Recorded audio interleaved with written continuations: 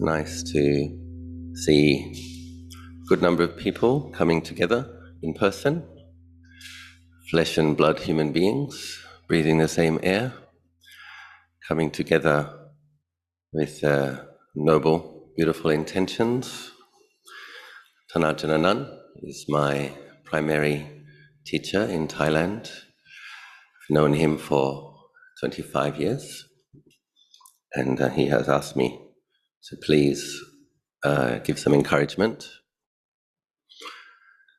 Tan Ajahn asked me to speak, or suggested the theme of using the Brahma-Vihara's practices, metta, compassion, as a support to our process of developing mindfulness and samadhi, etc., wisdom.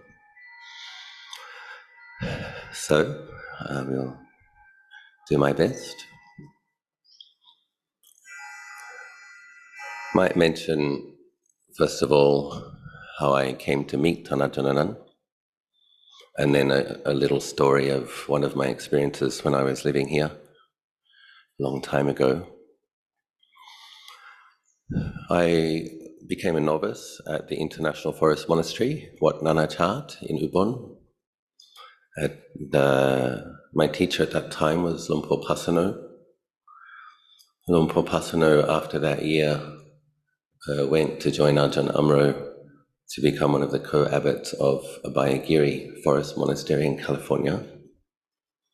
And then Ajahn Jayasaro came to help at Wat Nanachat. In the old days, Ajahn Pasano and Ajahn Jayasaro used to take turns leading the community at Wat Nanachat. And so Ajahn Jayasaro was my teacher for my first year as a bhikkhu. And both Tan Ajahn Pasano and Tan Ajahn Jayasaro are very good bhikkhus, very good teachers. They gave me a very good understanding of the monastic rules, basic practices, and good opportunities, good infrastructure to practice. The standards at Wat Nanachat were very high. The schedule was quite grueling. And after these 2 years, I was wondering if I could continue in the monk's life, because nobody says it's easy. In those days, similar to now probably, 3 a.m., waking up, sleeping on a mat, and 1 meal a day. It was about 4 or 5 kilometer arms round on an empty stomach. Come back from the arms round and listen to the monks' rules during the rainy season for 40 minutes. 227 rules, so you study every one of them. And so I had tremendous faith in the Buddha, but I was still experiencing quite a bit of doubt. At that time I would have been about 24. And the doubt that I had was, can I keep doing this? I didn't doubt Lord Buddha's enlightenment. I didn't doubt Nibbana. I didn't doubt that Lumpur Cha was an arahant. What I did doubt was whether Bhikkhu Achalo could patiently endure the bhikkhu lifestyle. But I wanted to.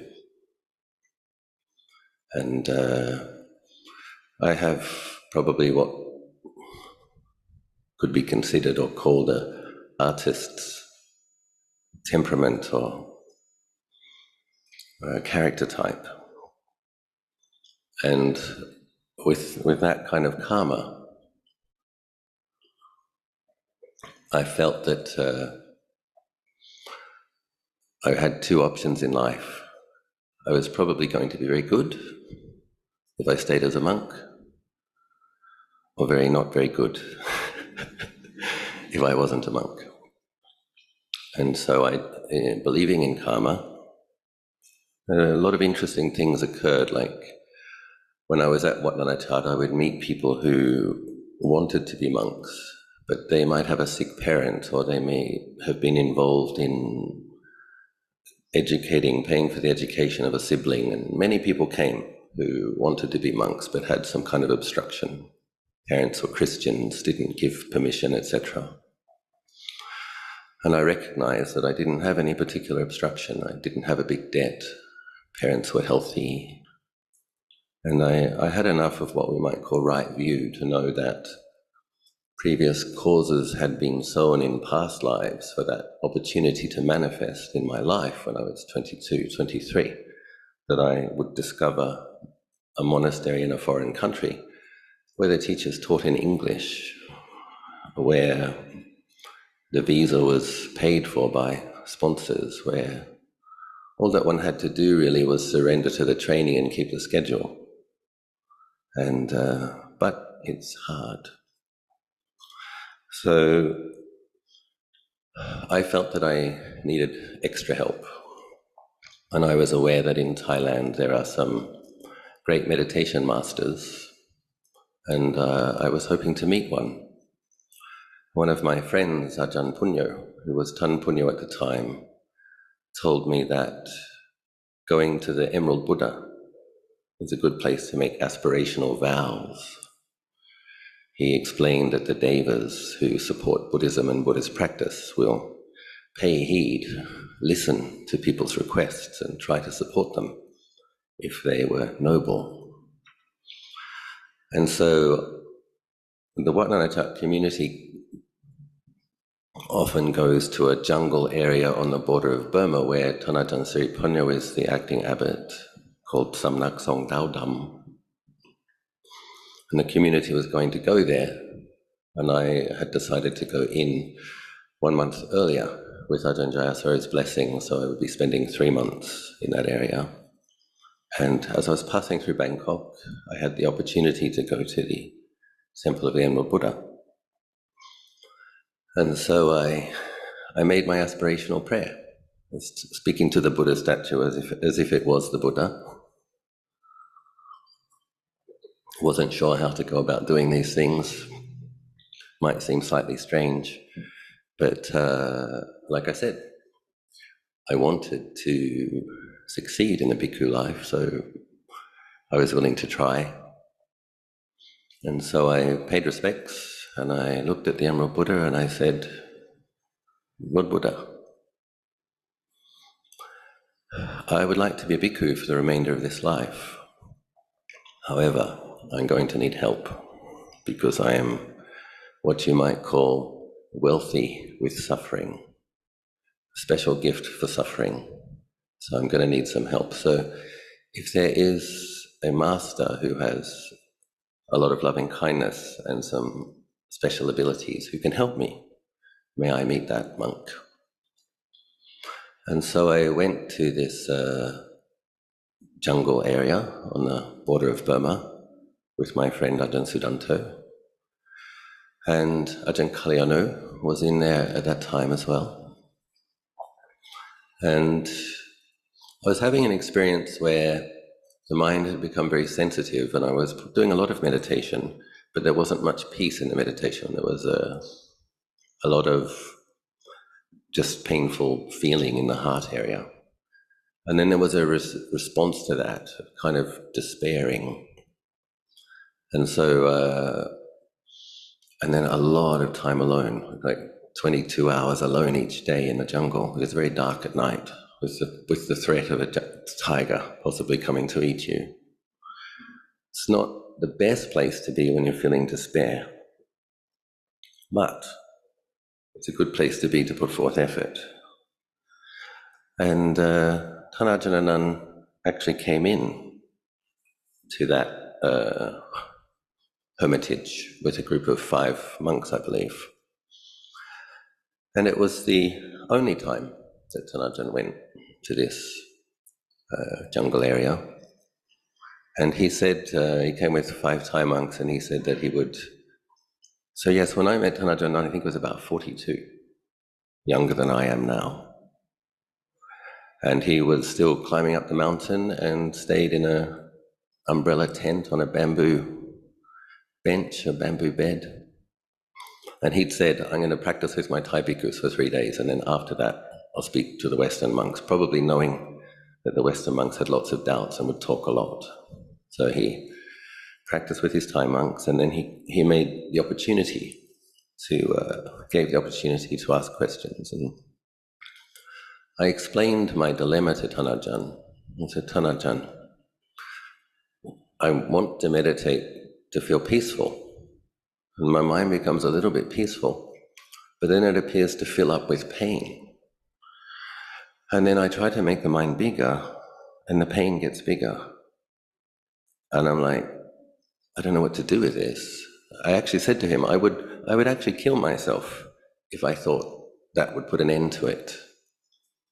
But I believe in karma and I believe in rebirth, and I understand that if I killed myself, the situation would probably get worse. So that's not an answer. What do you recommend, Tan Ajahn? And Tan Ajahn gave advice which was really instrumental and incredibly helpful. He says it's not uncommon for a meditator who puts forth a lot of effort in their practice for sensitivity to develop first before equanimity. What your mind is seeing is dukkha characteristic. That is the first noble truth. There's nothing going wrong. He says it's as if you're in a house which is on fire and you're burning too. But it's true. The house is on fire. And then he said, actually, I felt the same. I had the same experience as a junior monk. He said, the only thing you can do to work with this situation is to patiently endure with it. Because it's through patient endurance that the mindfulness gets stronger and the mind develops an ability to separate from that perception or awareness of dukkha. And that was enormously helpful. But Tan Ajahn didn't say, yes, you have a problem, you need medication. Or I was thinking, maybe I don't have the merit to be a monk. Maybe I can't do this. Maybe some people just aren't cut out for this. And here was this great monk that said, I felt the same. You're exactly where you need to be. This is the way it is. And so I asked him, do you think I have enough merit to continue training? And he looked at me and he says, you, me, bun, you have merit. And then I asked him if I could come and spend the rainy season retreat here. And he invited me for my second Pansa 24 years ago. When I was here. So that was helpful, just to know that Tan Ajahn had a similar experience and had moved on, gone on, that there was a context, that becoming aware of the First Noble Truth is an important part of practice. And the way we develop our mindfulness and samadhi is through patiently enduring with it. This is something I think we all need to understand. Because we come to Buddhist practice wanting to be peaceful, wanting to be happy, wanting rapture, wanting tranquility, wanting serenity. And we do experience this in moments, but we also do become aware of a lot more dukkha. It's like when we're meditating, we're looking with a magnifying glass. Some meditators, I also teach meditation, I have a lot of students, and people complain to me. Seems like I have more suffering since I started practicing as a Buddhist, they sometimes say. I thought Buddhism led to a cessation of suffering, Tan Ajahn. Well, it does. And so I was spending the rainy season retreat here. There were two Western monks. There was Ajahn Kalyano and myself. Ajahn Kalyano was studying Abhidhamma at the time. He was going to sit the exam. He did sit the exam, and I believe he became first in the country. He was a very intelligent man with a good memory. But it did mean he wasn't hanging out much, chatting with the young Achalo bhikkhu. And most of the Thai monks in those days didn't speak English. And so it was an interesting combination of having a good teacher, having a lot of time to practice. In those days, there were only 20 monks, and the Dhamma hall wasn't finished, the chedi hadn't started. It was a very quiet monastery. And there was also just the pain of not understanding what everyone was saying. And Thais, culturally, they liked to do a bit of teasing, so they would be teasing me and laughing at me. And because I didn't understand the language, I can't quite work out how much do they mean it, how mean are they being, what are they saying? So some feelings of paranoia, self-consciousness. But the positive side was that I didn't have anyone I could go and talk to and complain about the Thai monks to. But I could go back to my kuti and meditate. And I did. I meditated a lot. But one day, it was chore time. And in those days, the chores was, we would all come together at the sala in the middle of the hill, and we'd all clean, and then we'd all sweep leaves, and we'd come as a group down here. We'd sweep leaves, and then we'd clean everything in this hall. And there were all these different cloths which had Thai writing on them. So one cloth was specifically for the Buddha, and one was for the shrine, and one was for the floor, and one was for the windows, and I couldn't read Thai.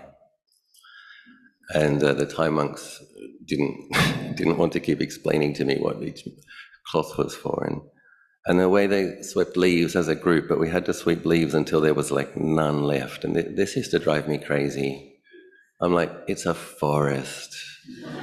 As soon as we finish sweeping, there's going to be more leaves. And like to sweep until there's not a single leaf left takes a lot longer than sweeping when there's just a few.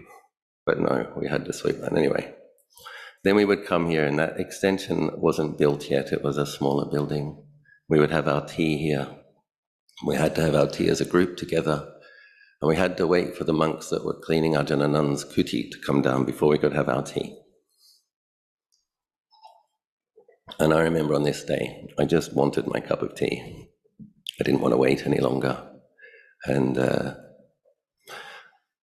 I came and I sat here in front of this Buddha statue, and I put my monk's undershirt over my face because I wanted to just allow myself to feel as miserable as I felt without feeling judged. Of course, people were judging me for sitting with my undershirt over my face, showing my belly button. But I sat, just knowing the suffering, trying to separate awareness from suffering. And then I decided, you know what? It's not worth it. I don't need a cup of tea. I'm going to go to my walking meditation path. And so I walked up this hill. And when I got to what in those days was the top of the hill, in front of the office area, Tan Ajahn Achalo was standing in the middle of the road, as if he was waiting. Was he waiting? Did he know? That's the subject of a different Dhamma talk. But he was standing there. And I fell to my knees and I said, Tan Ajahn, when will it ever get any better? And I was trying to become an arahant in the first month of the rainy season retreat. So I was hoping he was saying next week, there's going to be a breakthrough, or next month. Tan Ajahn said, he looked at me and he smiled and said, in 5 years, it'll be a little bit better. I was like, oh. And then he said, in 10 years, it'll be even better. And it was such a perfect teaching on patience. But then he did give some practical advice about sustaining one's effort. He said, Tan Ajahn Achalo, you need to practice loving kindness meditation for the first 5 to 10 minutes of every set. Establish some warmth and well-being in your heart. And then he said something very interesting. He said, and you need to stop trying so hard. Lumpur Cha also says this about, he says, "Mai tong patipat ao jing ao jang ao hai man podi podi." Don't try to practice with absolute resolution. Try to practice just the right amount consistently. And then he said, and you need to contemplate not self, because there's a huge sense of self, right? to say, why do these Thai monks have to do it this way? Why can't they be kinder to me? Why do we have to sweep all the leaves, every one of them, every day? Big sense of me suffering. He says you need to contemplate not self hundreds of times, thousands of times, tens of thousands of times. And then he smiled. And I said, very good advice. And that did actually begin my practice of, until this day, I usually begin my sits with 5 to 10 minutes of metta. Because loving kindness is a pleasant, Lord Buddha describes it as a Brahma Vihara, a divine abiding. So in this process of becoming more aware of, more sensitive to dukkha, this is inevitable. We need to do this. Why? We need to have a look at our dukkha to see what's causing it, the craving, the clinging, the attachment. You need to see the suffering, and then you say, well, what am I clinging to? You can't do that without seeing it. The Lord Buddha was like this incredible physician. He has to address the illness. There is suffering. How are you going to treat the illness unless you acknowledge what it is? These are the symptoms. And then there's the cause. Fortunately, there's a cessation to suffering. Meeting somebody like Tan Ajahn Achalo was enormously helpful because we're always hearing these metaphors of going to the other shore, sitting at Tan Ajahn's feet. It's like he's on the other shore and he's telling me I can do it. But I need to be a little bit patient and I need to be consistent. And there's many things I need to do. Cultivate loving kindness to support oneself in the effort and contemplate not self. It's a tricky balance, isn't it? One has to have a lot of resolution to find the determination to want to get enlightened. And one has to be humble. That's a bit of a conundrum, isn't it? Because if you think, I'm going to become an arahant, so you get quite judgmental. I don't know what all these other monks are doing, but I'm going to do it by the end of the week. And it's like, well, it doesn't usually work. It's a subtle effort. We can't approach spiritual practice like Rambo or... It's the determination has to manifest as the subtle and consistent effort in the mind. Tan Ajahn Achalo says constantly, keep the mind in the middle, not falling into liking and disliking. That's the practice. If you want to know what Lumpur Cha said, if you know what the shortcut is, keep the mind balanced, keep it in the middle, don't fall into liking and disliking. That's a subtle effort, and that requires consistency. And, there was another occasion while I was sweeping leaves, suffering about the leaf sweeping practice in front of here, also during that period. And sweep. And my mind was very hot. And all of a sudden, the pain in the mind completely fell away. And there was an experience of spacious coolness, and there was also a little smile crept involuntarily on my face. And that's very unusual. I mean, I noticed in the side of my eyes, Ajahn Anan walked by. Boom, boom, boom, boom, boom, boom, boom, boom, boom. Oh, that's interesting. Continued sweeping leaves quite happily. So I asked Tan Ajahn Anan the next day, Paul, yesterday when I was sweeping leaves, all of a sudden my mind became light and bright and cool, and I was smiling, and then I saw you. Did you do something? He said, yeah, I did. And he made this interesting hand movement. He did this. He says, your mind state, I knocked it out of your mind with my loving kindness. I wanted you to see that it's possible to sweep leaves without being miserable. And I said, oh, could you do that every day, please? And he said, no, you need to learn to do it yourself. But it was a really wonderful teaching because the same body, same mind, same place, same activity, not suffering. So, it really is possible to do this without suffering. So that was another wonderful teaching that Tan Ajahn gave. And some people have asked him, do you have psychic powers? You'll have to ask him, I can't answer. I'm just telling you from my experience. But I did hear him once say that he only uses them with particularly stubborn people. So I guess that's me. So yes, when we come to do the meditation and we're setting the intention to be aware of the breathing, when we practice loving kindness, in my experience, it has two modes. You have to accept things the way they are, exactly as they are, because a fault-finding mind is one of the hindrances, and it's often there in various ways that we don't notice. So metta is a powerful antidote. Oftentimes people are kind of withholding loving kindness towards themselves. They have what might be called an inner tyrant, something that's picking and judging the whole time. That's not a good thought. You didn't do good enough there. You should have got up earlier. You ate too much, or whatever it is. Now, mindfully discerning what is a wholesome quality and what is an unwholesome quality, that's something we need to do.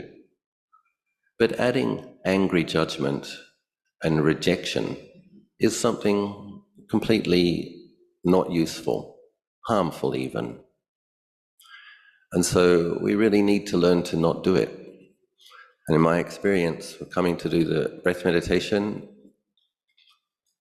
the first thing you do is you allow the body and the mind to be just the way it is, drop all judgment.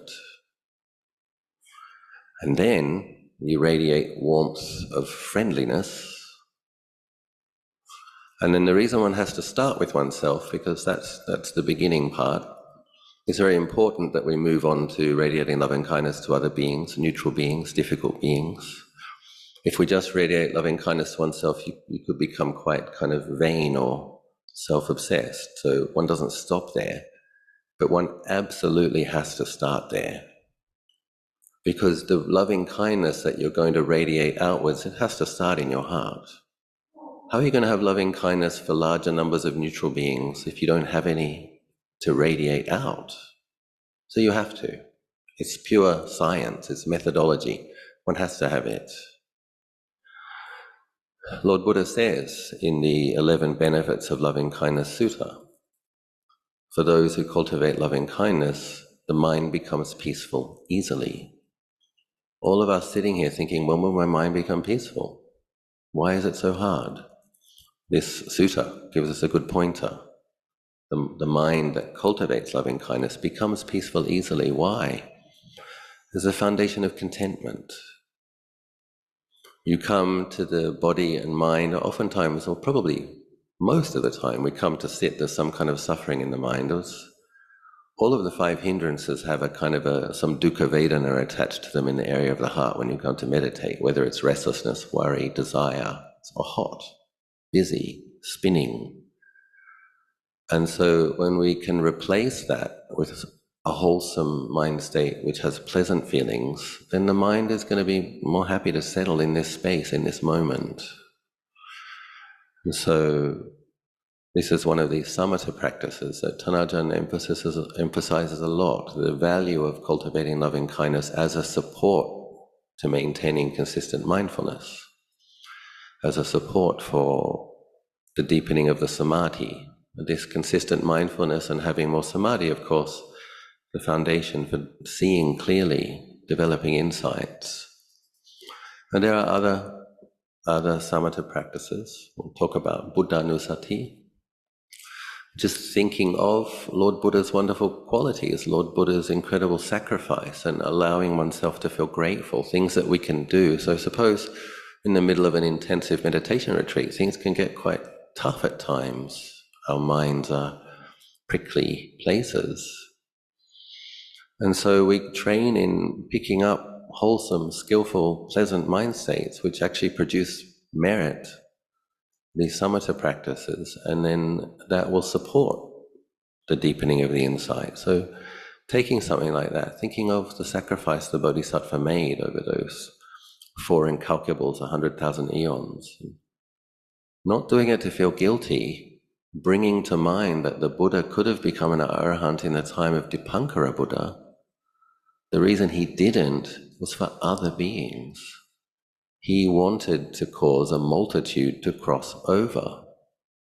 He stayed in samsara millions of more lives to help you. He wanted to. We think when we bring that to mind as a feeling of being blessed, oh, you can feel blessed by the Buddha's sacrifice, blessed by the Buddha's efforts, blessed by the Buddha laying all of the causes that he did, that there would be 84,000 Dhamma verses and great masters still in the world 2,600 years later. One can just feel how wonderful that is and feel deeply grateful. Just take a few moments. We do the chanting, but sometimes it becomes a bit perfunctory. When we do it as a meditation practice and really think of the Buddha, and really say thank you, really feel blessed, that's another wonderful way to use a samatha practice to support your efforts. Sanghanusati, the great monks of Poman, Cha, Tan Ajahn Anan, just bringing to mind their efforts at teaching. Lumpur Cha put a lot of effort into teaching. Tan Ajahn Anan used to quickly rush off and get the tape recorder to press the record when Lumpur Cha was teaching. Many of the books that we have now are the result of the monks that were diligent in recording them. Didn't have mobile phones in those days, had to have batteries, had to have a cassette recorder, had to have a cassette, had to run off and get it. Then somebody had to transcribe that to Thai. Then that got translated to English. Just the enormous effort these great masters put into teaching on so many occasions, which became this collection of teachings that we can really read and relate to, translated into many languages now. But we're just bringing to mind the fact that Ajahn Chah taught with the intention of helping as many beings as possible, and feeling glad, feeling grateful. One can do this in conjunction with the breath, breathing in Sangho, breathing out Sangho, thinking of Lumpur Man, Sangho, Sangho, Ajahn Chah, Sangho, Sangho, Ajahn Anan, whichever other Ajahns you appreciate, bringing to mind their example, feeling grateful, feeling blessed. And then back to the breath meditation, back to the body contemplation, whatever it is, back to the walking meditation, but, learning how to brighten the mind, gladden the mind, how to feel contentment, and very, very helpful for sustaining one's effort. Another very powerful supportive quality is faith. Faith is a very bright quality. And when we look at the 5 spiritual powers, when Lord Buddha was enlightened and he was considering his accomplishment under the Bodhi tree after his enlightenment, he was also kind of awestruck. He recognized this is difficult to penetrate. Most beings in the world simply will not get this because it goes against the stream. It's, how did I do this? And he had the clear, direct seeing. 5 powers, when cultivated, made much of, lead to the deathless and merge in the deathless. And the first one was faith. Faith, energy, mindfulness, concentration, and wisdom. My favorite list of dhammas, because it's so simple but so comprehensive and leading onwards. Just those 5 things, when in harmony and powerful, lead to nibbana. But Lord Buddha is the wisest. He put faith first. I'm sure there's a reason. It's good to give some consideration in this. So faith in the Buddha's enlightenment, faith in nibbana, faith in nature, faith in ultimate truth. And it's in seeing ultimate truth that the mind gets liberated from ignorance and delusion. Another very important aspect of faith then, of course, is faith in one's ability, faith in one's potential. So I remember as a junior monk, one senior monk asked me, Because a lot of Western monks, we have this, I was talking about it earlier, a bit of self-loathing or a bit of self-rejecting and withholding of blessings, just judging constantly. If you judge a lot of people outside, it's probably a pretty sure thing that you'll be judging yourself as well. Very painful. It's the karma of that habit. Develop loving kindness for yourself, probably start noticing you judge other people less. But one of the most important things that we have to have a look at is, do you really believe it? Do you believe you have this potential? Or is there a part of you that's sitting there thinking, the Buddha got enlightened, the Arahant got enlightened, but I'll never get enlightened. I can't do it. If that is there, that needs to be challenged, because it's a wrong view. All beings have the equal potential. Whether they realize it or not is going to be dependent on their effort, how consistently they practice, how much they practice, but the potential is there. So if there's a part of you which isn't believing that you have the potential, then it's good to keep in mind that billions of lives ago, the being that became the Bodhisattva who became the Buddha was an ordinary being, with all of the 5 hindrances and all of the 16 upakilesas and lots of bad habits and made lots of bad karma and hurt lots of people's feelings for millions of lives, and started cultivating generosity, virtue, mental cultivation, and kept going and kept going and kept going and became this incredible being who eventually transcended being. So we need to think of that. We don't compare ourselves to Lumpur Man now. We understand that's the result. We understand that 10,000 lifetimes ago, Lumpur Man was just like us now, struggling with all of the same things. And because he didn't give up, he kept practicing, purifying the mind. Do good, avoid harm, purify the mind. If we keep doing that, then arahantship is inevitable, a sure thing, so long as we don't give up. And then so rejoicing in the practice that you do that is skillful, having mudita, brahmavihara, and supporting yourself with loving friendliness, having compassion for people who are withholding. Sometimes you can have loving kindness for a lot of other people, but you just don't want to have it for yourself. One of my very early teachers, when I was a layman, Australian lady, Rosemary, she was talking me through this when I was 21 as a backpacker in Koh Phangan Island in Surat Thani province. She said, okay, when we've got like a block, we need to find ways to massage it, to relax it, to go beyond it. And she said, I'll tell you this. She said, imagine somebody just like you, had a very similar childhood to you. Put them on the other side of the world, change the color of skin, change the language, but the story's the same. Imagine this person and just blast them with loving kindness. And what this is doing is it's working against the mind's resistance. Okay, whatever your karmic challenges have been in childhood, everybody has them. Just imagine another person just like you. And then she said, imagine 10 of them.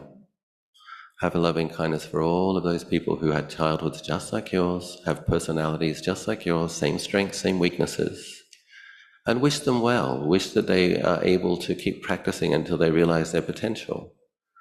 And then once that meta's flowing for these beings that you're imagining, then turn it on yourself. Just for a few moments, accept it the way it is, wish yourself well, and it actually works. It works. So we have to recognize that withholding loving kindness isn't skillful, and holding a grudge is one of the kilesas. So we have to, and there might be a forgiveness process when sometimes we have to forgive ourselves for making mistakes. We have to forgive ourselves for slipping back when we should have known better, and start again. But the forgiveness practice is important. So holding on to heavy grudges, holding on to reasons not to succeed is not going to help you succeed. So just a few things I wanted to talk about. The power of faith in Lord Buddha. in Dhamma, in Nibbana, in the Arahants, in your ability. Faith in the law of karma, natural laws. When you practice, you will get the same results that all of the great other masters have. This is natural law. You lay causes, the results come. Compassion. If one's practice is motivated by the fact that you care, you truly care for yourself, and you have kindness, then practice is much easier. And so you want to do it because you care. If we can stay in touch with that attitude of caring, the metta just makes practice more enjoyable. Suppose you come to sit, you want to be with the breath, it's just not happening, you've got something else you can do. Okay, may I be well, may I be happy, may all beings be well, may all beings be happy. At the end of the half an hour or 45 minutes, you get up, you feel bright, you feel relaxed, you feel happy. It was time well spent. Produces good karma. Next sit probably will be more peaceful. We'll lay the causes. And kind of being kind, we recognize that what I was just saying, you make a mistake, you should have known better. It's like what we can't see is how deep our bad habits are. We don't know how many millions of times we made that mistake. And so it's like one analogy is a bit like a ship on the ocean, right? It's going in a certain direction. It's a very big thing and there's a lot of water. It doesn't turn around on a pin, on a tack. It's going to take time, right? You're laying new habits. You're going to go in a different direction. There's going to be mistakes. There's going to be slipping back. If we get skilled at forgiving ourselves, having loving kindness, not as an excuse. Remember, this is where the caring comes in. You don't threaten yourself. You'll go to hell. You have to ask yourself, do you want to go to hell? No, you don't want it. You're better than that. You deserve more than that. I want to realize my ultimate potential. I want to be an arahant. I don't want to go to hell. Okay, well, pull your socks up. Just speak like a loving parent. Please stop doing this. It's not going to create good causes. It's not going to get you where you need to be. So,